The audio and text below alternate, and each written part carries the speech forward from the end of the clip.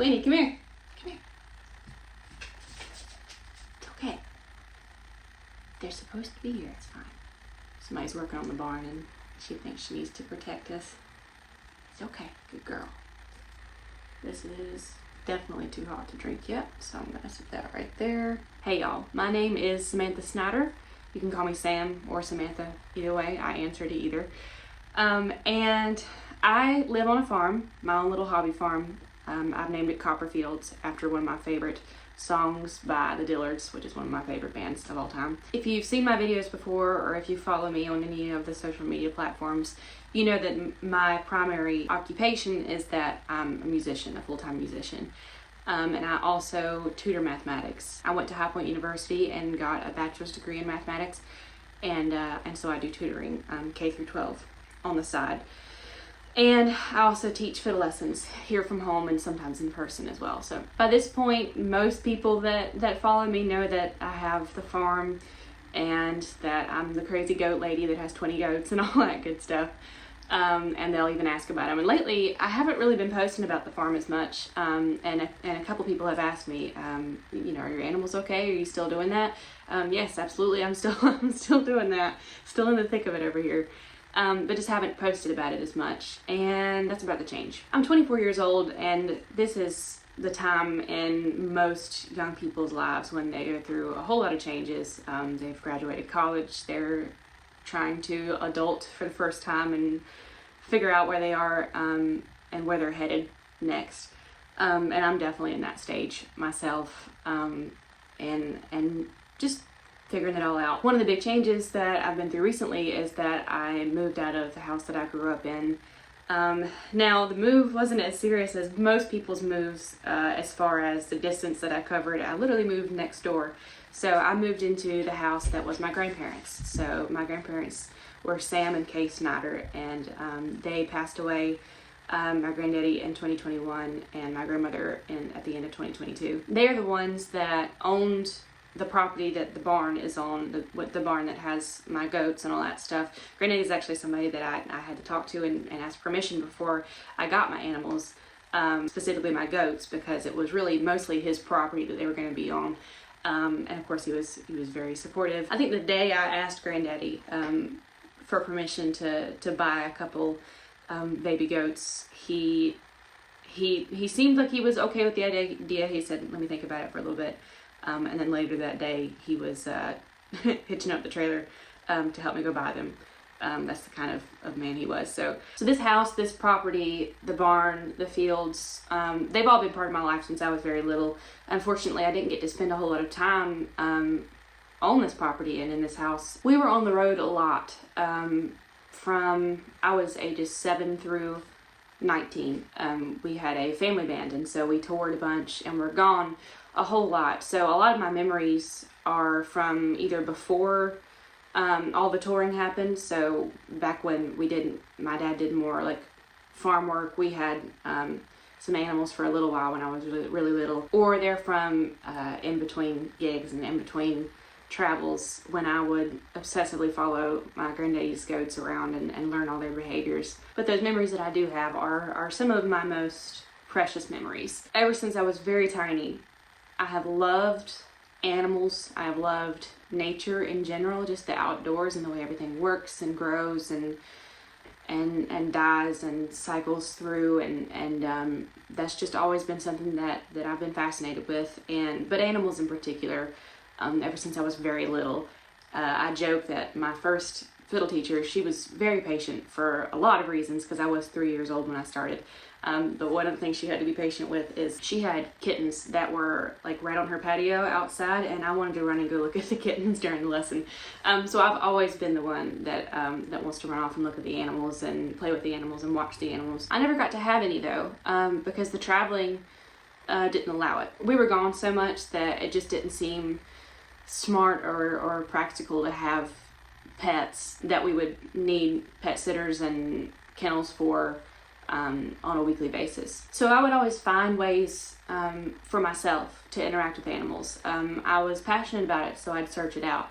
I would pick out books about animals there were these I doubt these are still a thing anymore because this is a very early 2000s thing, but there were these Usborne Internet Links books.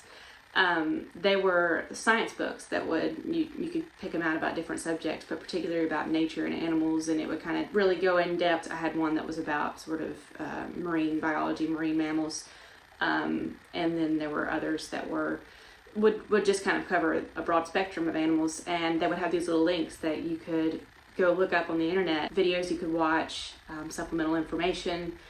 I loved that stuff. So I would seek out things like that, and if the nature shows came on TV, I was glued to the screen. Y'all, I remembered this while I was editing, and I can't believe I didn't think of it when I was telling the story, but one of the things I used to do when I was really young, like 10 years old, was go, I don't even know how I found out about this, but I would go on the Monterey Bay Aquarium website, and they had live cams, and still do, as you can see here, and I would watch the live cams of the fish swimming around and try to see if I could see anything cool.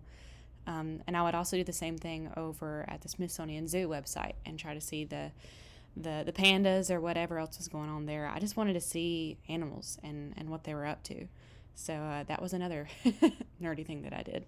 And then also I would seek out any way in my surroundings to engage with nature and to engage with animals and pets and things like that. My granddaddy had boar goats. They're a meat breed of goats. That's not why he had them. He just had them for pets. He always liked to have some sort of livestock on the farm to look after. That was just a hobby of his.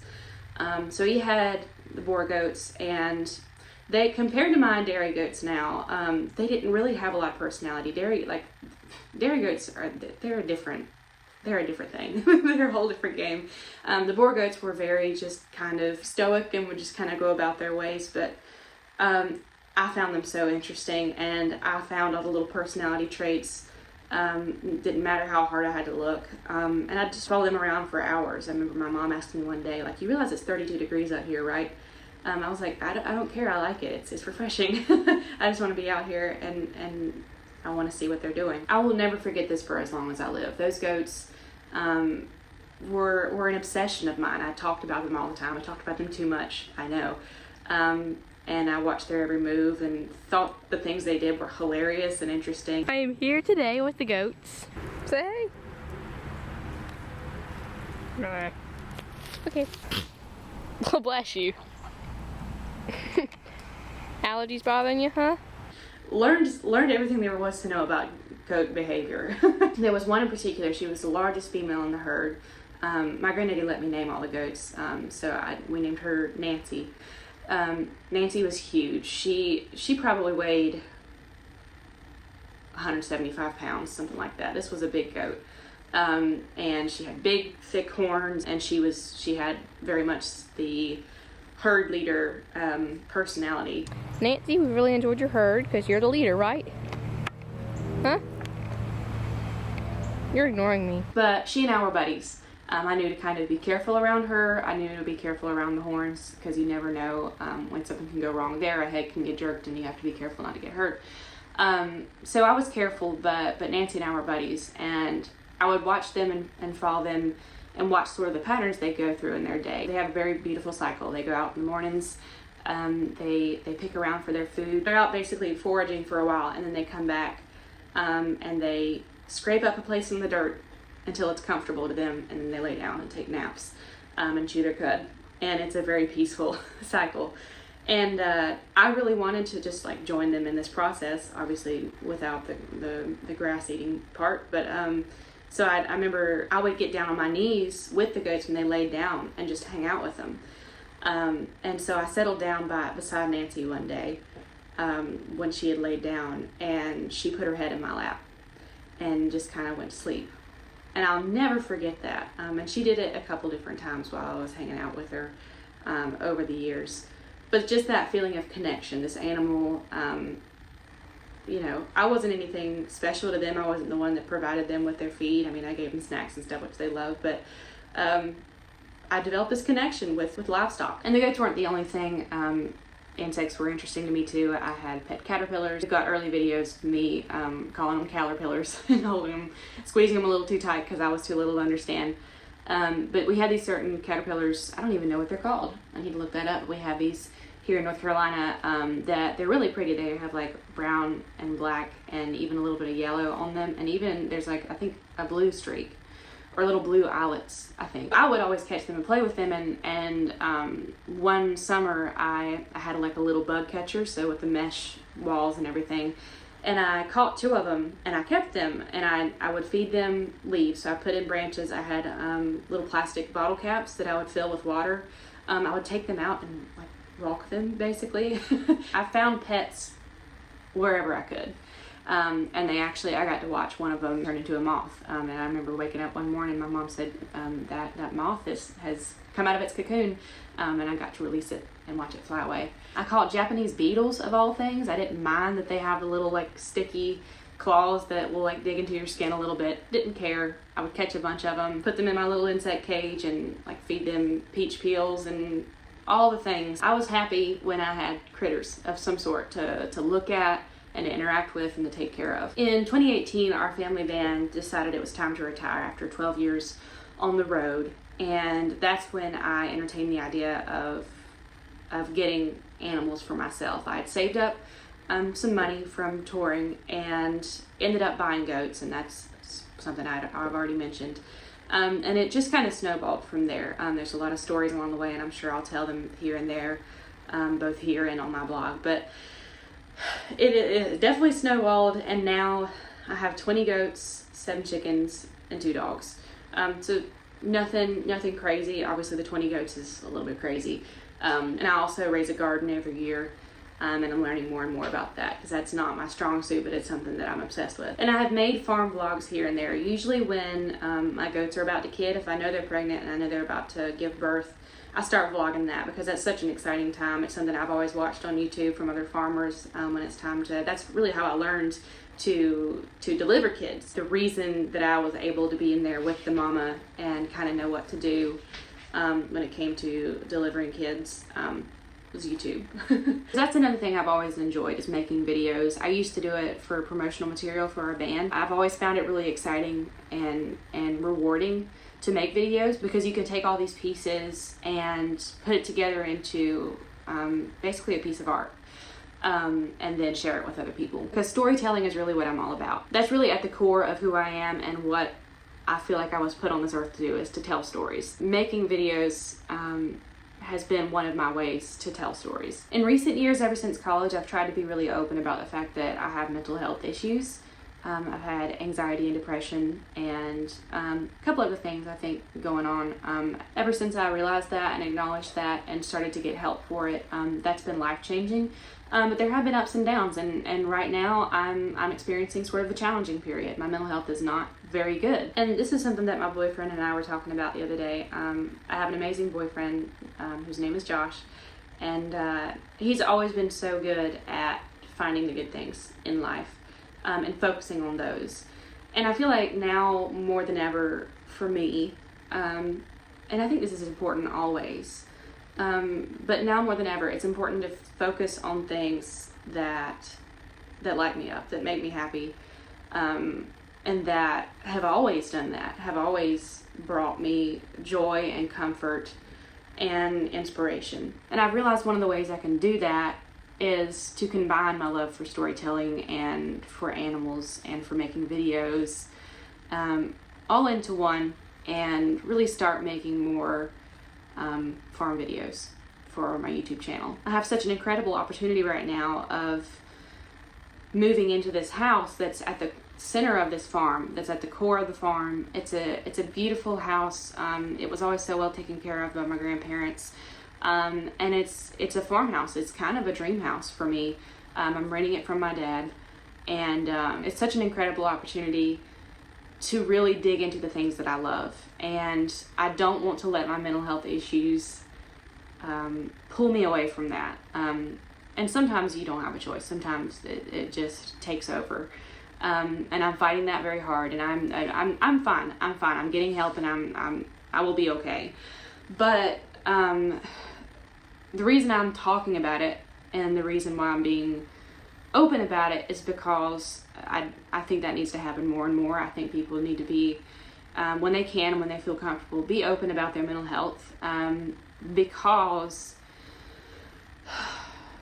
because there's so much stigma around it, and because I think everybody feels like everybody else has it all figured out. They're doing great, they're doing okay, they've got everything managed, and they're the ones that are struggling, and they're the ones that have these issues, and they're the ones that feel like everything is a big pile of doo-doo.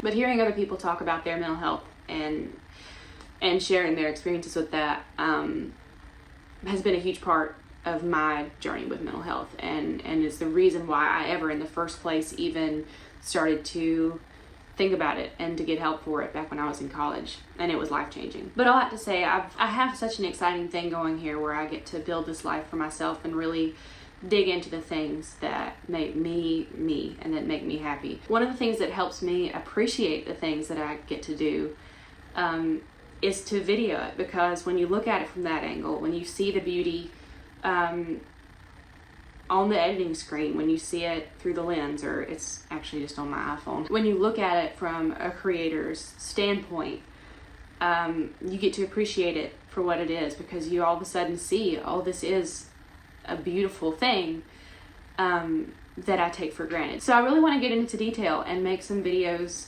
about my animals and about the farm, and I'm gonna kind of talk to you the way that little girl always wanted to talk about animals. I'm gonna share with you my obsession with this farm and these animals and this way of life, the way that I probably to an overkill extent did when I was a little girl. I think that's one of the great things about YouTube, is people can share their passions and not have to worry about, oh, is this network gonna think it's marketable or not.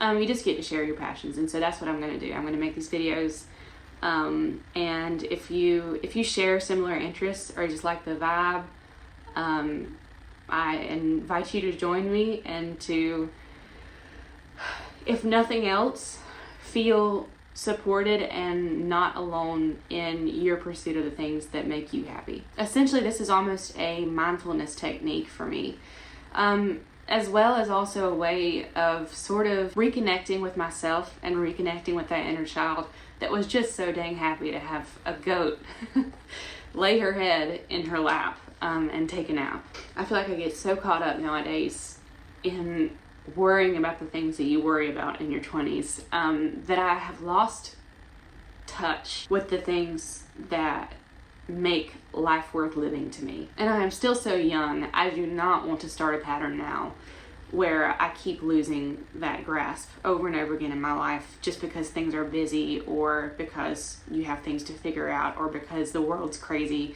and because of blah blah blah, a million things. There are always going to be reasons. There are always going to be reasons why we feel like we're not allowed to be ourselves and to celebrate the things that make us us and that make us happy. I feel like the only way that we'll ever win is if we say, no, this is important to me, this is worthwhile.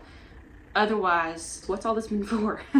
Obviously, we have things in life that we have to take care of, and real life that we have to deal with. I am a broke musician, so I will be the first to tell you that. But I did the air quotes about real life because why has it become that the phrase real life is always referring to the sucky things that we have to do, or the things that we have to hold our nose and get through to survive?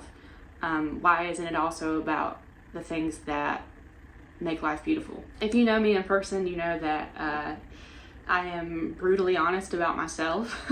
I spent a lot of time growing up and in my very, very early adulthood hiding how I felt about things, and I don't do that anymore. I'm an artist, and artists are all about expressing themselves. So one way or another, I'm gonna convey how I feel about things, and I do it through my songwriting, I do it through my blog, I do it on YouTube. So I've decided it's time. I've decided to start turning the camera on more, and start telling stories about moving into the house that my grandparents raised my dad and my aunt in, making it my own while carrying them with me, taking care of the farm, trying to improve the lives of my animals, appreciating them, spending more time with them, learning how to juggle everything while I go on the road and tour almost every weekend. It's time. It's something that I want to do both for me and for people like me. I have never had my own home to take care of before. It's been my family's home, it's been my parents' home, and I've been dreaming of having my own place, and taking care of my own place and making it my own since I was very little. There's a lot to do here. There's a really beautiful landscaping job that my granddaddy did around the house. He's got these beautiful gardens that need desperately to be weeded. I have my garden, which is out of control here at the middle of August.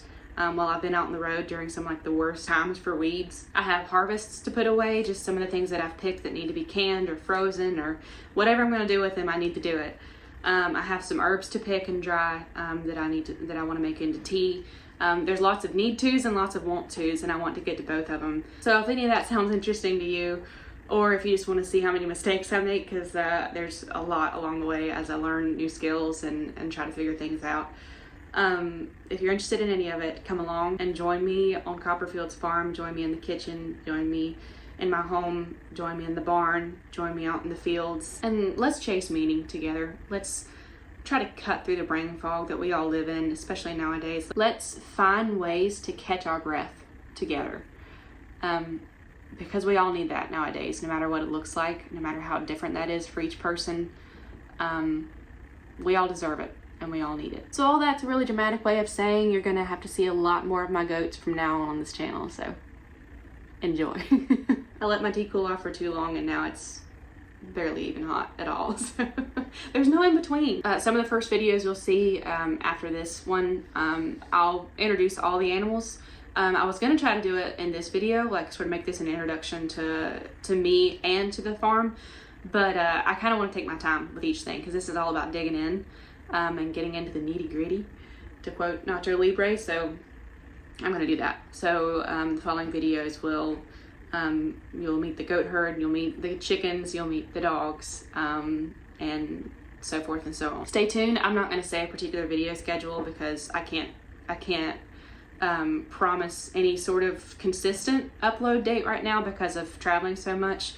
So it's gonna be all I can when I can. Thank you for listening to me talk. My phone couldn't even handle it. It died at one point, so I appreciate you sticking around. Welcome to Copperfields Farm. Welcome to my home. Go take care of yourself today, and I'll see you in the next video.